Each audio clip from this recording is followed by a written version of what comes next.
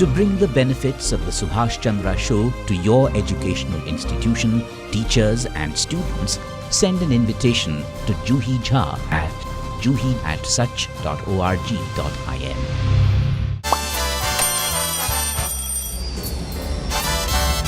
Vielleicht nur als 5%.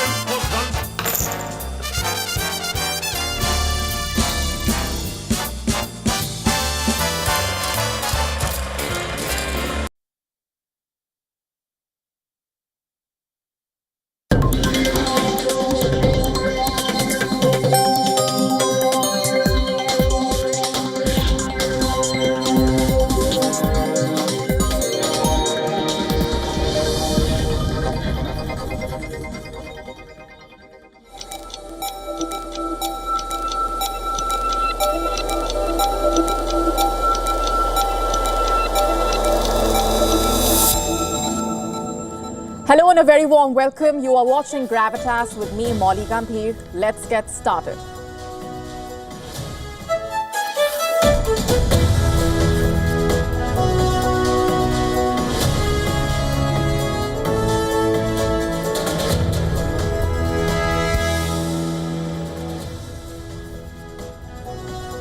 Our top focus on Gravitas tonight is on the powerful 8.8 magnitude earthquake that rattled Russia's far east. We are getting you the complete lowdown of the situation in the aftermath of that massive jolt that plunged nations into panic and chaos, and where all the tsunami waves struck and what things are looking like right now.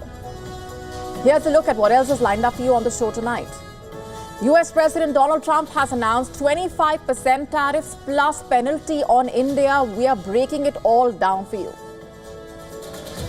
A massive asteroid is hurtling towards planet Earth. What do we know about it? Should you be worried? All this and more coming up.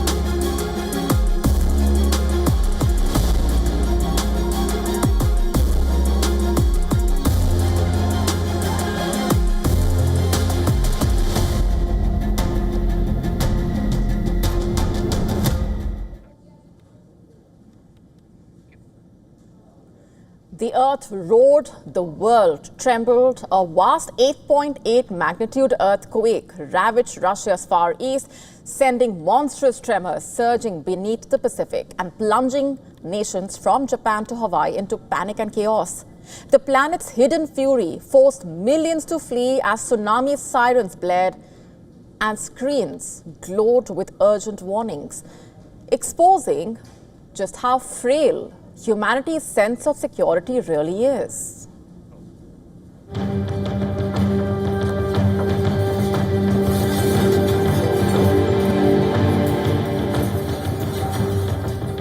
The very ground beneath us can shift with devastating force, and this week it did precisely that. A massive 8.8 magnitude earthquake struck Russia's remote Far East, sending violent tremors that transcended continents. It is the 6th strongest quake ever recorded and the biggest since the earthquake that hit Japan in 2011. Japan braced for waves. Hawaii set emergency protocols into motion. From Alaska to the shores of Taiwan, meteorological agencies issued urgent warnings. Millions prayed and rushed for safety. I felt adrenaline rush at that point. I was hyper-focused. Scanning for safe zones for those under my care was basically everything I thought about. Yes, death crossed my mind. Silently asked for forgiveness from all, recalled life's good moments, and naturally texted my wife. The Pacific Tsunami Warning Center issued alerts for low-lying islands and coastlines, urging people to move inland. Sirens blared. Social media exploded with images of shoreline evacuations and trembling windows. Amidst the panic, this image from Russia went viral. Surgeons in a Kamchatka hospital persisting with delicate operations as the earth bucked and swayed beneath their feet. As the panic swept east, Japan was thrown into a waking nightmare.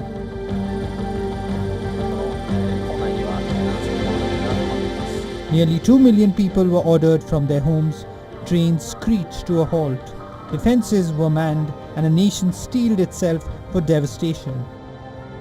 Hawaii too braced for a hit, residents pouring into shelters as 1.5-meter waves battered beaches and flooded shorelines. I was very scared. The warnings were for all over Japan, so I was frankly scared.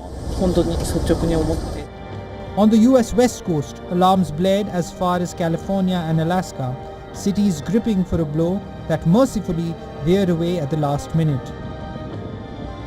The tsunami warnings were later downgraded, leaving only minor flooding and nerves stretched to breaking.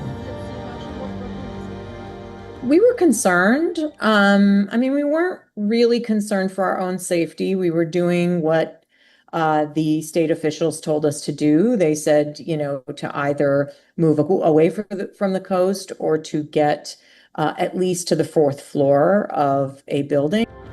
Stoking widespread anxiety, a wildly viral Japanese manga had eerily predicted a disastrous tsunami hitting Japan in July. The very same month, terror swept the Pacific Rim. Social media is ablaze with speculation. Was this mere coincidence or prophecy made manifest? Scientists warn that this was no one-off incident and there could be more massive quakes in the near future. In Hawaii, tsunami sirens sounded in Honolulu. It does not mean that an aftershock sequence will end soon. Aftershocks can be comparable with earthquake itself. It is possible, especially there is such a huge crust fracture. This earthquake is a brutal reminder. No barrier, no technology. When the planet asserts its raw power, each tremor, every surge, exposes our fragility and the persistent fear that the next wave could forever rewrite the map. Bureau Report, WION, World is One.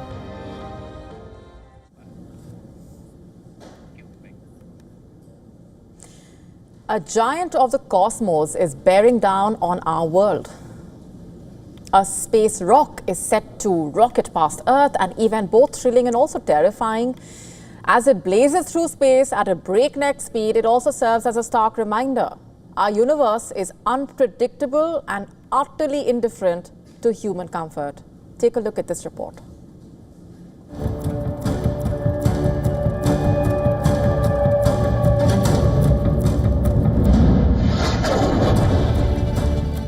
The vast, silent expanse of space is often portrayed as an empty void, yet it is a cosmic shooting gallery, constantly traversed by unseen dangers.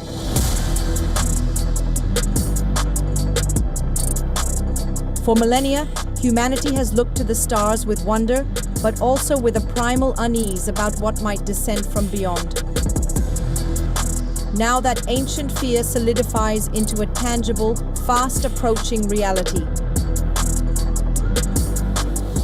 Asteroid 2025 OW, a truly enormous space rock measuring approximately 220 feet wide, roughly equivalent to a 25-story skyscraper taller than the Leaning Tower of Pisa, is hurtling towards Earth at an astonishing speed of 75,554 kilometers per hour. Its trajectory places it within a mere 633,000 kilometers of our planet next week. Agencies like NASA and ESA maintain a vigilant watch, providing assurances that its path is being meticulously monitored. The The sheer proximity of such a colossal object ignites a profound sense of vulnerability. NASA confirms there is no direct threat of impact, but that does little to quiet the anxiety that comes with such cosmic near misses, because when a 25-story rock comes within a whisper, just 1.6 times the distance to the moon, it forces humanity to confront its fragility. One wrong angle, one miscalculation, and the world could see a cataclysm. The event also reignites the conversation around planetary defense. What if this asteroid had been slightly larger or closer? Would we be ready? For now, 2025, OW will blaze past us, a harmless visitor, but its message will linger. Space is not silent, and it's always watching.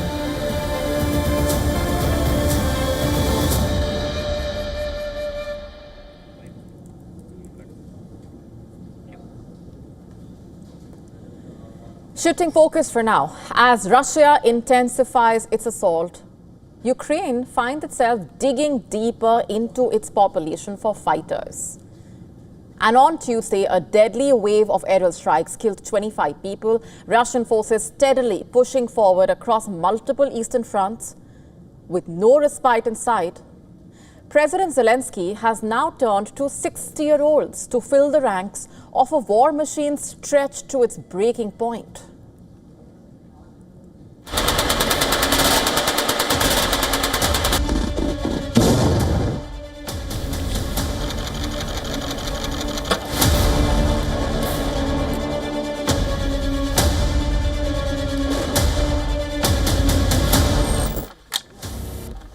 The very air over Ukraine remains heavy with the pungent scent of gunpowder and despair.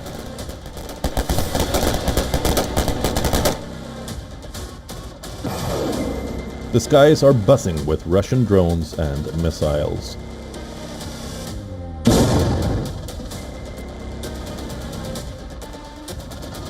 The deadly assault, part of Moscow's ever-advancing offensive, left families hunting for survivors amid smoldering ruins and ash. Russian troops continue to capture Ukrainian territory bit by bit, seizing new ground and battering the beleaguered defenders as the war grinds into its fourth year.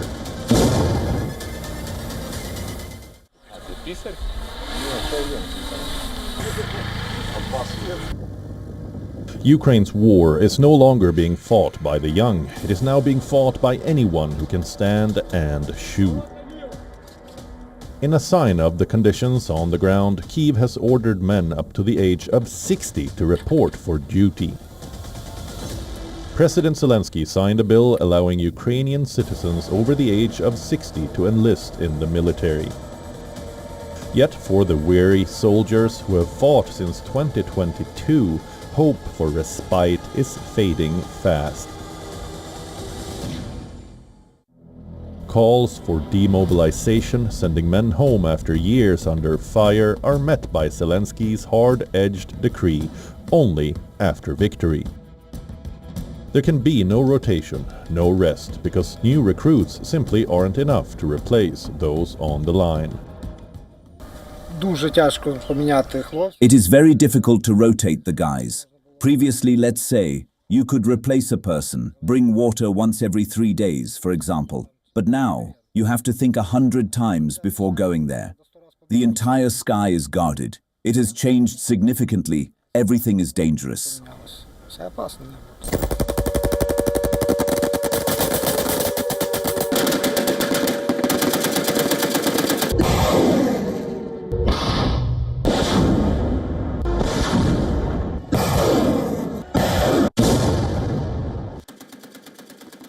The premise is brutal. Ukraine's survival hinges on its ability to withstand an enemy with superior numbers and resources, a challenge that is now pushing the country to breaking point. On the Donetsk front line, Ukrainian soldiers manning the trenches talk about the unrelenting Russian assault. No, it's like anxiety, memories spinning in my head before sleeping. And even when I finally crash out, I sleep for an hour, wake up again. That's how it goes.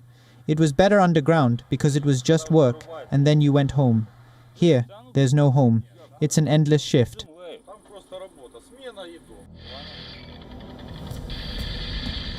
Ukraine's dire manpower crisis stands in contrast to Russia's inexhaustible reserves. With each day, more civilians are pressed into combat roles, while the country's best chance for survival becomes a race to outlast the storm already breaking over its head.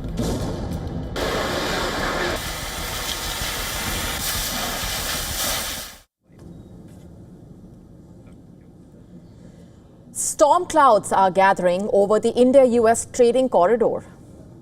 In a sudden move, US President Donald Trump has declared a 25% tariff. That's not all. He says there would be a penalty for India's continued purchase of Russian oil. In a post on his platform Truth Social, Donald Trump asserts that while India is a friend, trade relations between the two countries have remained limited due to what he described as excessive tariffs and restrictive non-monetary barriers. India's Ministry of Commerce says that it is studying its implications of the move. New Delhi says that it will take all steps necessary to secure the national interest. This move comes just 2 days before his self-declared trade deadline, derailing months of negotiations. India had already rolled back tariffs on key American goods like Harley-Davidson bikes, bourbon whiskey. Talks were advancing towards a broader trade accord. And now Trump has done what he always does, bargain with a bombshell. The same playbook in a way that he used with Japan and the Philippines, now thrown at the North Bloc. But India is not blinking. New Delhi has repeatedly maintained that energy access is linked to national security and that as a sovereign nation, it will buy from a diverse pool of partners, be it Russia, the Gulf, or America itself. While Trump says that New Delhi treats America unfairly when it comes to trade, the numbers show a different reality. While the US reports a $44.4 billion trade deficit with India, experts point out that the picture changes dramatically when you include revenues from education, digital services, financial operations, royalties, and weapons. In fact, the US enjoys a $35 to $40 billion net surplus with India, according to GTRI data. As New Delhi absorbs the jolt, Beijing has already responded to similar US threats. China's Ministry of Foreign Affairs issued its own rebuke to US threats over Russian oil, saying tariff wars have no winners, coercion and pressuring will not achieve anything. Meanwhile, in Islamabad, panic setting in after recently recommending Trump for a Nobel Peace Prize and honoring the US General Michael Kurilla for his counter-terrorism partnership. Islamabad has done it all to be in the good books of President Trump. But knowing Trump and his tantrums, Pakistani officials now fear the American whip may soon turn their way. What form Trump's punishment for Pakistan will take is anyone's guess. But history shows when Trump reaches for the stick, he does not hesitate to swing.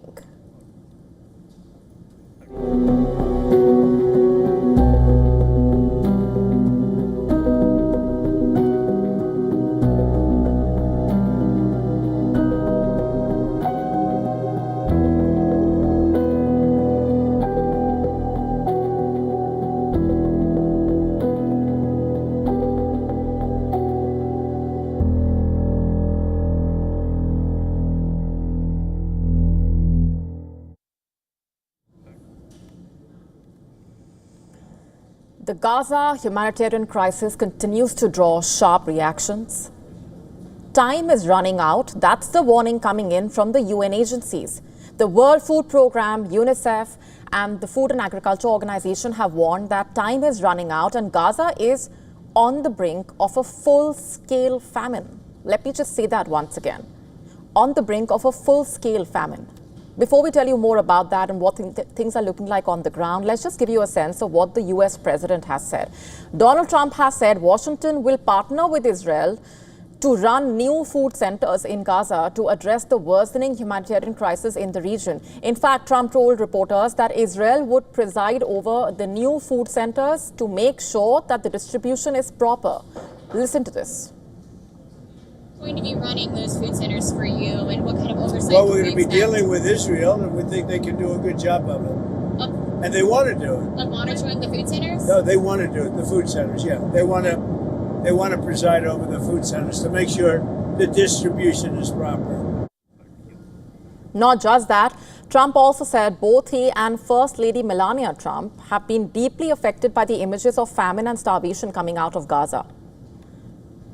According to the UN World Food Programme, only about half of the aid it has requested to enter Gaza is reaching the territory after Israel eased restrictions on entry over the weekend. We've been telling you about reactions coming in from different parts. Let's also tell you about the strong word coming in from some high-profile Israeli public figures. According to The Guardian, high-profile Israeli public figures are calling for, quote-unquote, crippling sanctions to be imposed by the international community on Israel. And this comes amid the rising concern over the situation on the ground in Gaza. These public figures come from a variety of areas and fields like science, academia, poetry. Just to give you some more context and why this move is all the more significant, they include big names like Avraham Berg, a former Speaker of Israel's parliament, Academy Award recipient Yuval Abraham, an award-winning documentary filmmaker, a former Israeli Attorney General, just to give you some examples. Also, a number of recipients of the prestigious Israel Prize, Israel's highest cultural honor. Basically, just to summarize, there are 31 signatories of a letter to The Guardian. What does the letter say? It accuses Israel of starving the people of Gaza to death and contemplating the forced removal of millions of Palestinians from the Strip, quote unquote. Let's just remind you here, these are Israelis expressing their sentiment. Not mincing any words, the letter says that, quote unquote, the international community must impose crippling sanctions on Israel until it ends this brutal campaign and implements a permanent ceasefire, quote unquote. And going back to what things are looking like on the ground, the Jordanian armed forces carried out another round of airdrops to deliver humanitarian and relief aid into Gaza. Dozens of aid trucks entered Gaza for a fourth day as Jordan and the UAE airdrop supplies into the enclave, from where the images of starving Palestinians have alarmed the world. Meanwhile, in another significant development, the French foreign minister has said the country will airdrop 40 tons of aid into Gaza from Friday. Gaza Civil Defense Agency, meanwhile, has said that Israeli airstrikes killed at least 30 Palestinians, including women and children, in the central Nuseirat district. The death toll from relentless Israeli attacks in the Gaza Strip has now surpassed 60,000. The number of injured since the start of the war has crossed 145,000.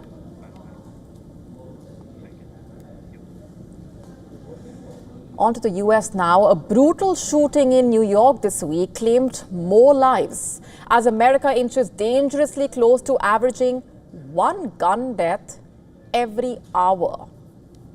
In the past 7 months, over 250 mass shooting deaths have rocked the US this year. Yet, while President Donald Trump says he will not visit South Africa due to many murders, the numbers back home tell a far grimmer story.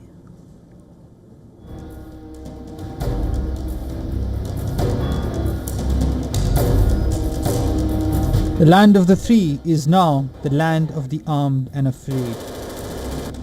Another day in New York, another round of mass shootings. A man gunned down 4 people, then killed himself in a Manhattan skyscraper. Armed with a semi-automatic rifle, the attacker shot a police officer outside the tower on Park Avenue, then opened fire in the lobby before trying to access the NFL's offices.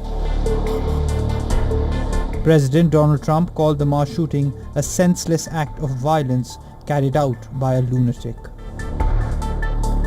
The New York mayor laments the easy availability of guns, calling for tougher laws. We cannot respond to senseless gun laws through vigils. It must be responded through legislation. It is time to turn the corner of a society where automatic weapons are as easy to get as a cell phone. We need to rethink who we are as a society, that there is a level of comfortability to carry an illegal weapon of this magnitude. Many Americans can buy a gun in less than an hour. There are around 300 million guns in America. That's enough to arm every man, woman and child, and every state allows you to keep a firearm at home for protection. When someone comes in to buy ammunition, they come in and they ask for what they want. They have to give us their driver's license, passport or birth certificate if they don't have a real ID. Gun violence has become America's permanent problem. From coast to coast, schools, churches, malls and subway stations have all become bloodied stages in a never-ending tragedy. According to the latest data, by July, over 250 people have died in mass shootings alone. Add up daily homicides and the grim statistics suggests one gun-related death nearly every hour. President Trump raised eyebrows when he publicly refused to attend a G20 summit in South Africa. The reason? Too many murders, he said. Do you plan to attend the G20 summit this year? I don't think so, no. I think maybe I'll send somebody else because I've had a lot of problems with South Africa and they have some very bad policies. Very, very bad policies, like policies where people are being killed. A lot of people are being killed. So I think I probably won't. Any updates? I'd like to, but I don't think I will. South Africa undeniably grapples with a severe crime problem, averaging a staggering 64 murders daily. Yet, even as the US points abroad, its own cities are awash with violence. The unforgiving reality, deadly shootings in the Big Apple, the daily toll mounting unchecked, demands a reckoning. American streets, once symbols of hope and opportunity, are now battlegrounds where safety is a privilege, not a promise. Bureau Report, WION, World is One.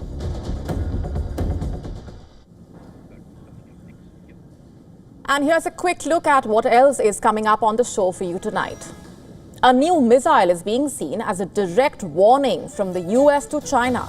We get to the complete story, tell you more about the missile. That's coming up next.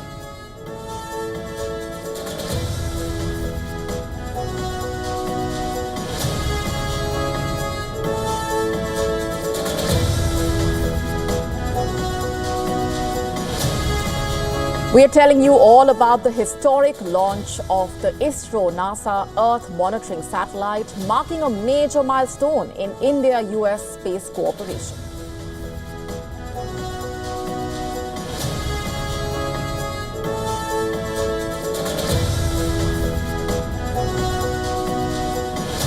Can brisk walking cut the risk of early deaths?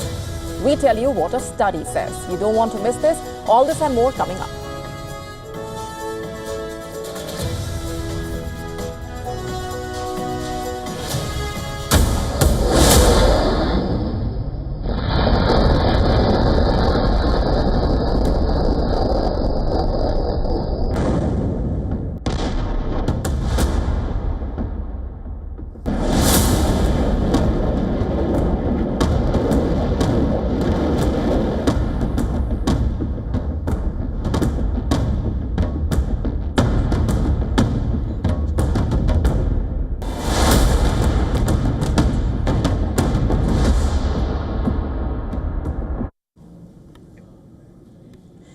As tensions rise in the Pacific, Washington is arming its allies and drawing new red lines and with real firepower.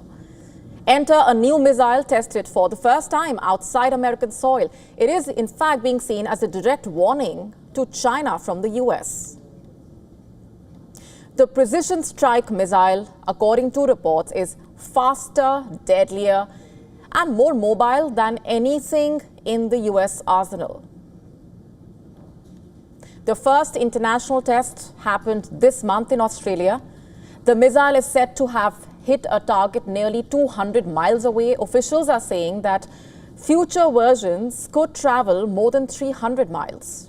But that's not all. This new missile reportedly moves at 4,000 kilometers per hour, faster than anything China can currently intercept. And there's more. It reportedly dodges jamming technology, which makes it harder to stop, and each launcher holds 2 precision strike missiles, unlike the older ATACMS system, which basically fired just 1. That means more missiles, more targets, more firepower. And these are the same mobile systems, the same ones that Ukraine has been given to defend itself against the Russian forces. And now they are part of the US game plan in the Pacific.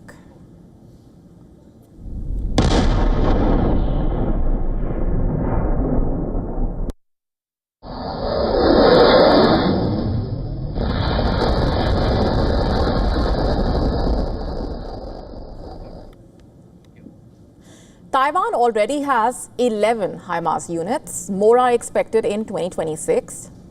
And if paired with this precision strike missile, analysts are saying that they could take out Chinese warships before they even reach Taiwan's shores, or even while they are still docked. And that makes it a game changer. Remember, China has increased its military activity around Taiwan. It is flying its fighter jets across the median line, sending warships close to its coast. But so far, there has been no direct strike. The Chinese president, meanwhile, has made his intention clear. He has said that a so-called reunification is inevitable. He sees Taiwan as part of Chinese territory. As a result, there are very real feelers in Taiwan that a Chinese invasion of the self-ruled democratic island is on the cards. And now with this US missile, the cost of that invasion just went up in a way. According to reports, the precision strike missile dramatically increases the risk for a Chinese fleet. But the US is not going at it alone. Australia has also joined the missile program, signing a $310 million deal with Washington, basically to reportedly co-develop the technology and run joint tests. Australia's defense industry minister has been quoted as saying that all this is about extending deterrence in the Indo-Pacific and signaling that pain can be inflicted. But then here's the thing, China is innovating as well. And according to reports, China is building amphibious barges, believed to be for moving tanks and troops past beaches not suited for landings. And what's the goal? Multiple fronts and faster seizure, basically. And this is why experts in the US are saying that their time is running out. And for America, if Taiwan falls, the US loses its strongest buffer in the Pacific, and China gains a crucial foothold, not just politically, of course, but militarily. But if China fails, it could shake Xi Jinping's regime to its very core. And that's why the unveiling of this new missile is not just about firepower, it's about the ability to sink enemy warships in bulk. And for now, this missile has not been fired in war, but the US message is loud and clear. This is not just about defense.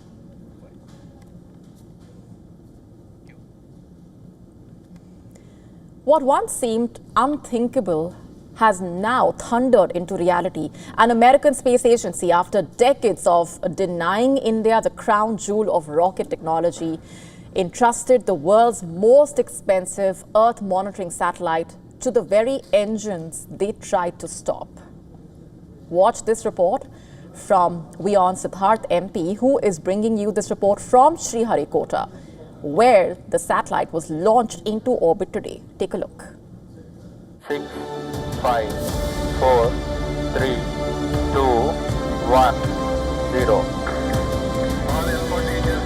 The very atmosphere vibrated with the raw power of India's GSLV rocket as it ascended, carrying the Nisar satellite. It is the world's most expensive civilian Earth imaging satellite. India's indigenously built GSLV Mark II rocket lifted off its cryogenic core, blazing into the sky with NASA's most expensive Earth science satellite on board. School children brought to watch the launch and mission teams erupted in cheers. NISAR, which stands for NASA ISRO Synthetic Aperture Radar, a cutting-edge satellite designed to scan Earth's surface with pinpoint radar precision, has entered orbit riding on technology America once refused to sell India. NISAR will be our planet's ultimate sentinel, scanning every inch of Earth's land and ice with dual-frequency radar, from mapping earthquakes, tracking disasters and monitoring crop health to understanding shifting glaciers and rising seas. NISAR's eye is unmatched. For both NASA and ISRO, this is a massive success. For the NISAR satellite particularly, this is a beginning of its 3 to 5 year long life in space. NISAR will serve as a health monitor for the Earth. It will map the entire Earth's surface, including the land surface and the Earth's ice mass. This will be done every week. And with every passing week, the imagery of the Earth can be compared, and even centimeter level changes on Earth's surface can be studied. This data is available for the whole world. Anyone who is dealing with Earth science or any civilian can download it and try to interpret this data and use it to develop the learnings with regards to Earth sciences. Equipped with a 12-meter dish that will unfold in space, NISAR will record nearly all of Earth's land and ice twice every 12 days from an altitude of 747 kilometers. The mission has been hailed as a milestone in growing US-India cooperation between President Donald Trump and Prime Minister Narendra Modi.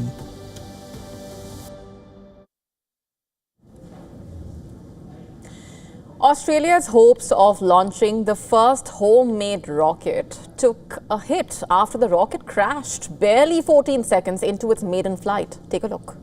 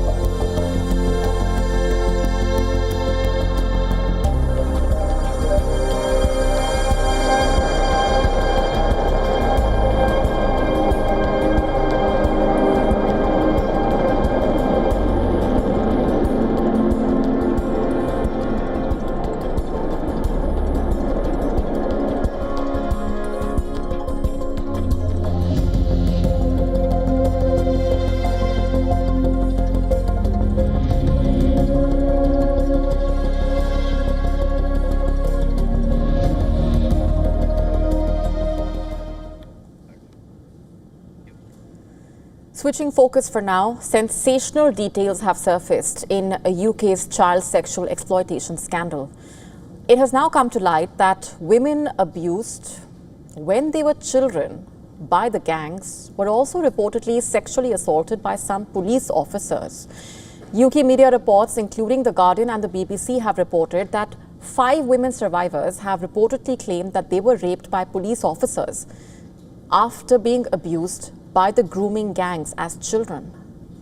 One survivor said a serving officer assaulted her in a police car and then threatened to hand her back to the gang if she did not comply. Some of these assaults reportedly took place when the girls were as young as 12 years old. Reports also mentioning that they have seen written accounts from these women and testimony from 25 other victims of grooming gangs.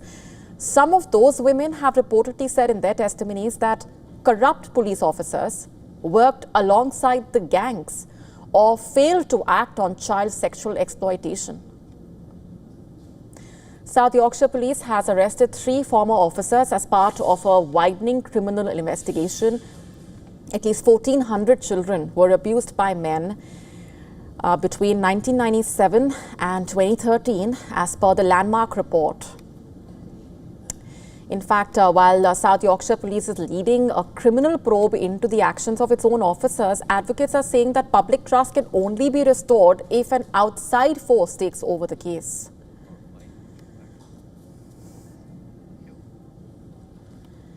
There's a new twist in the great power game. that's currently playing out across Africa. Somaliland has offered the US a military base and access to critical minerals. What's the catch, you ask? Well, it wants formal recognition as an independent state. Here's the deal. Somaliland, which is strategically perched by the Red Sea, declared independence from Somalia. This was in the year 1991. And while the US acknowledges Somalia's claim to the territory, Somaliland president is lobbying Washington hard to support its semi-autonomous status and recognition.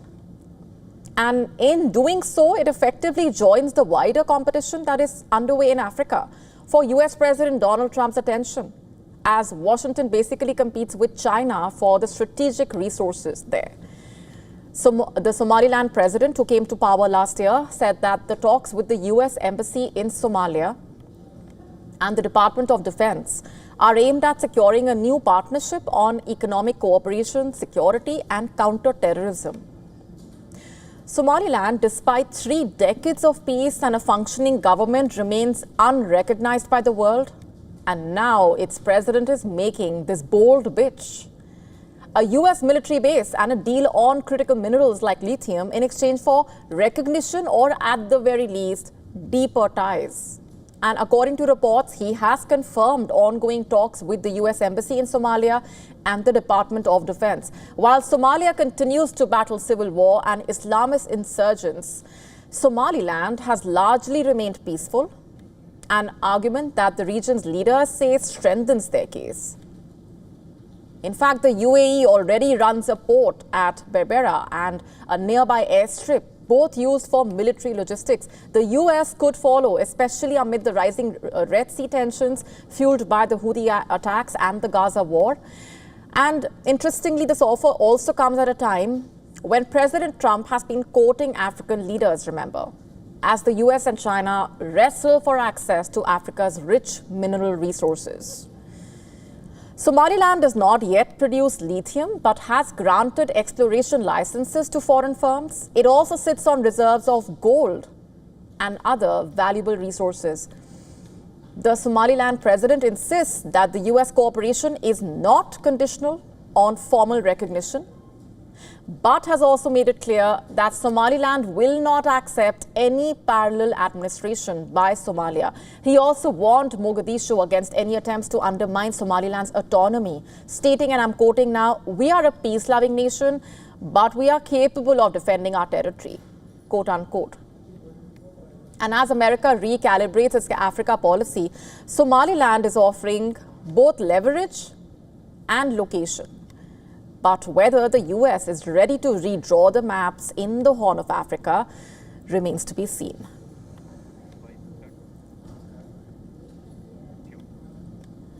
This month, China broke ground on one of the biggest construction projects in human history, a $167 billion mega dam in the remote mountains of Tibet.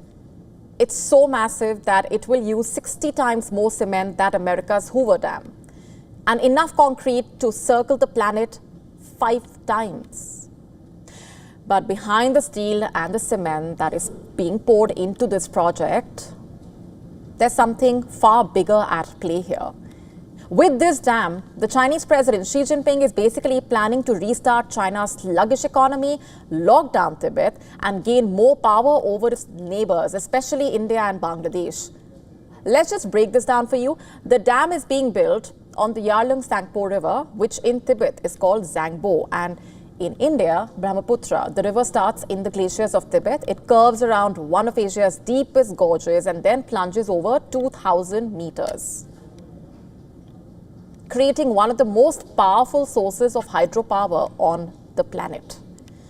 Engineers are drilling giant tunnels through the mountains to send water down to spin massive turbines and then release it back into the river.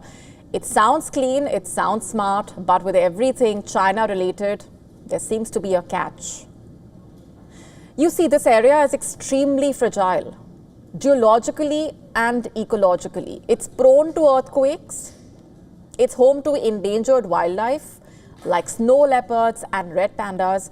One wrong move and it could damage an entire ecosystem that supports millions downstream, including in India and Bangladesh. Still, for Beijing, the rewards outweigh the risks. And with this, China hopes to create 200,000 jobs a year, boost the GDP by up to 0.2%, soak up surplus cement, steel, copper, reduce reliance on coal. But most importantly, it will give Xi Jinping tighter control over Tibet, a region that has long resisted Chinese rule. By pouring in workers, roads, railways, Xi Jinping is not just building a dam there, he is trying to build his dominance. Already, locals in nearby towns say rents have doubled, shops are filling up, investors are rushing in. This is no longer just about power, it's also become about people and control. And what about the neighbors? India is watching this closely. You see, this river becomes the Brahmaputra after it crosses the border, feeding farms, homes, cities all the way to Bangladesh. India said in January it had raised concerns with China about the project in Tibet, saying it will monitor and take necessary measures to protect its interests. In fact, India's foreign ministry had said then that China has been urged to ensure that the interests of the downstream states of the Brahmaputra are not harmed by activities in upstream areas.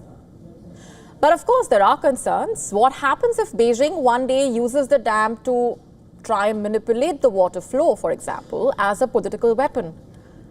China has built over 55 dams on trans-boundary rivers. From the Mekong to the Brahmaputra, it controls the water taps of Asia in a way. And India is not alone in worrying. Countries like Laos, Thailand, Cambodia, Vietnam are already seeing droughts because of China's upstream control. And now with China refusing to fully share plans or data of this new dam, trust is thin.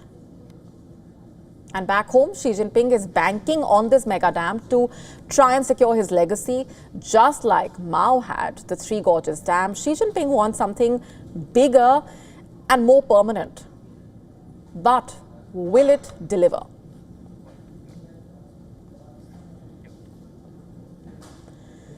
Thailand is facing a rather unusual crisis. Lions in living rooms, you heard that right. Thailand's lax laws on exotic pet ownership have led to a boom in captive lions, not just in zoos, but in cafes, breeding farms, and even private homes. Conservationists are naturally sounding the alarm, saying that this trend is dangerous, unethical, and potentially tied to illegal wildlife trade. Take a look.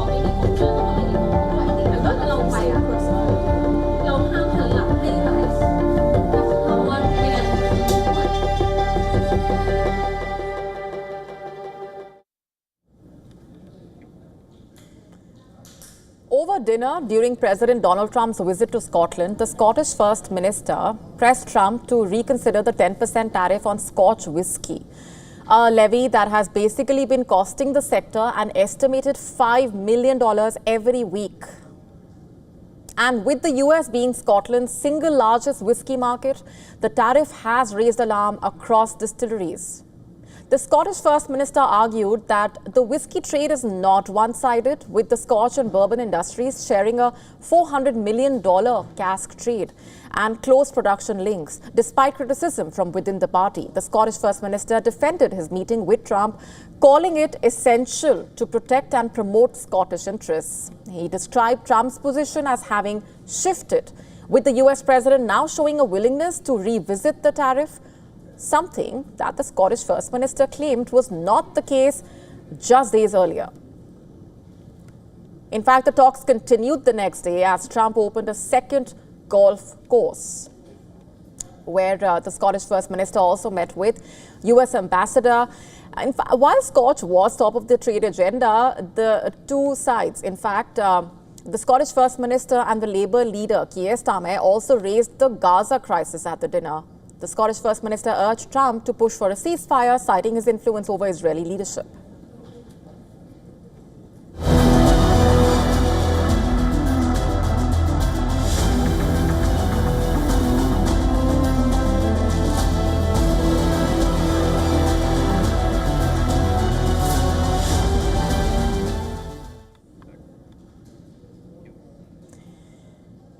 The idea of climate change gives rise to images of melting glaciers, rising sea levels, scorched forests. But a report finds that the crisis is not just unfolding in the natural world, it's unfolding inside us. As the planet heats up, so do our emotions and our minds. What does that mean? From the scorching heat waves in Europe, to the devastating floods in Asia, to wildfires tearing through American West, the climate crisis is no longer a distant threat. Experts are now sounding alarm bells. They say that for every 1 degree Celsius in temperature, there is roughly a 1% increase in the risk of suicide. Researchers claim that climate change can have a profound impact on mental health through both direct and indirect ways. People exposed to extreme weather events like floods, wildfires, hurricanes, heat waves often experience acute stress, trauma, anxiety, depression, and PTSD. Record-breaking temperatures have scorched large parts of the Mediterranean, Europe, Asia, the US, West Asia in recent weeks, with forecasters warning of prolonged heat waves. However, along with those effects, climate experts warn that extreme heat even leads to elevated suicide risk. Research has revealed that every 1 degree Celsius rise in monthly average temperature led to a 2.2% spike in mental health related deaths. And talking about the vulnerable groups who bear the brunt, it's often the ones with the least resources to cope or recover. And these include the low-income communities, indigenous population, the elderly, and people with pre-existing mental illnesses. For them, climate change is not a distant issue, but a daily threat to their homes, their health, their livelihoods. And there's also growing evidence of climate anxiety among younger people and those who feel powerless in the face of global environmental changes. At this point in time, the climate crisis is changing our world and our minds in a way. As the planet heats up, we must also not only face the physical consequences, but also be aware about the emotional ones. Because healing the planet may also mean healing ourselves.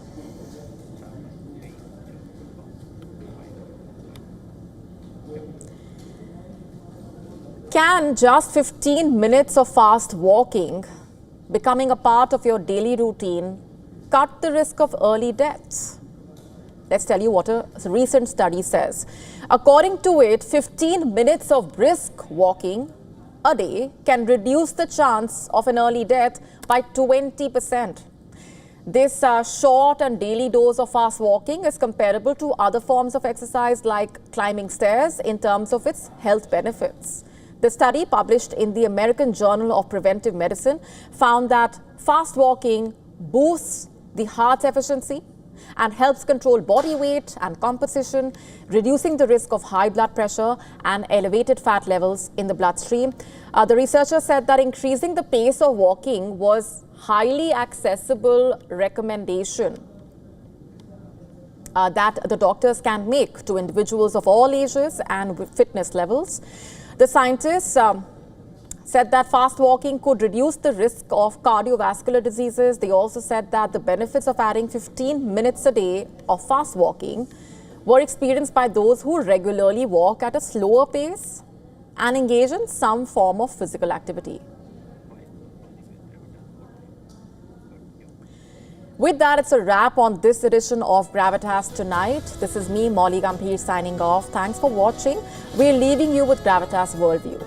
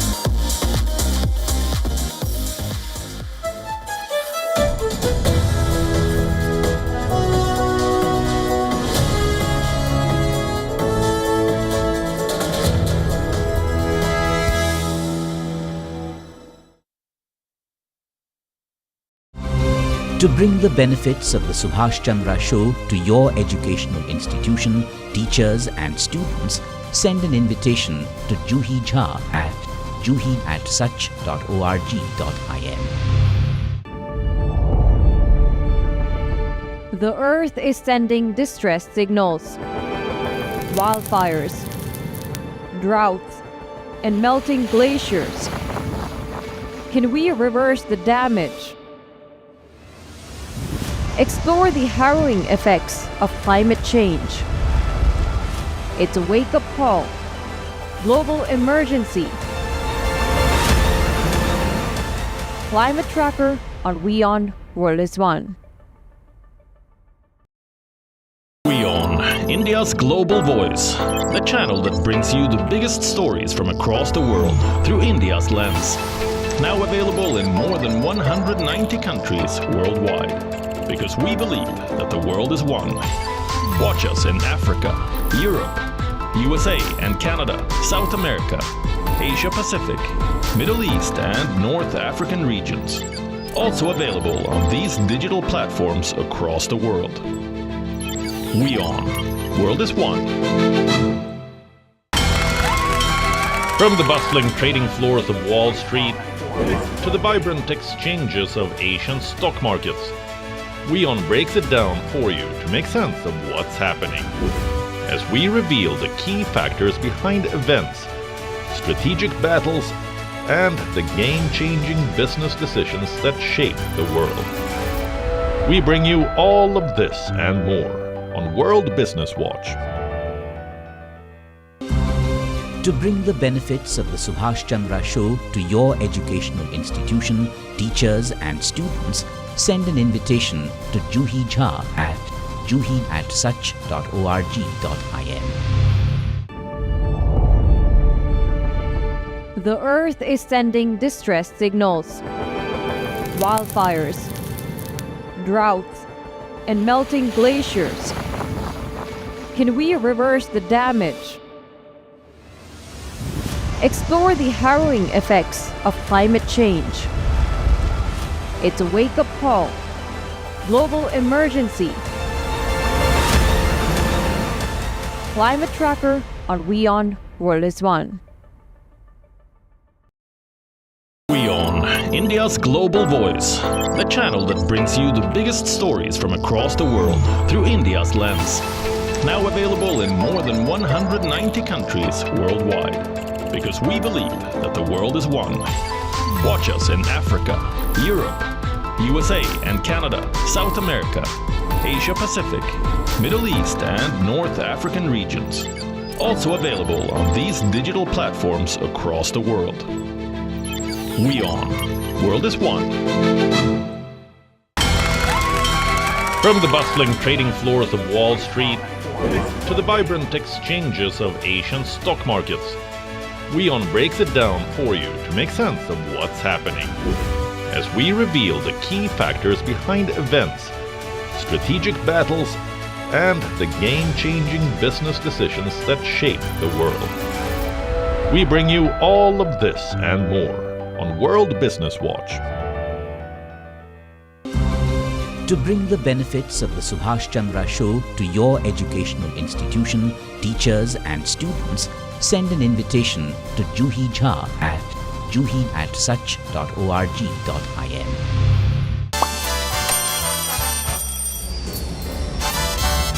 Vielleicht nur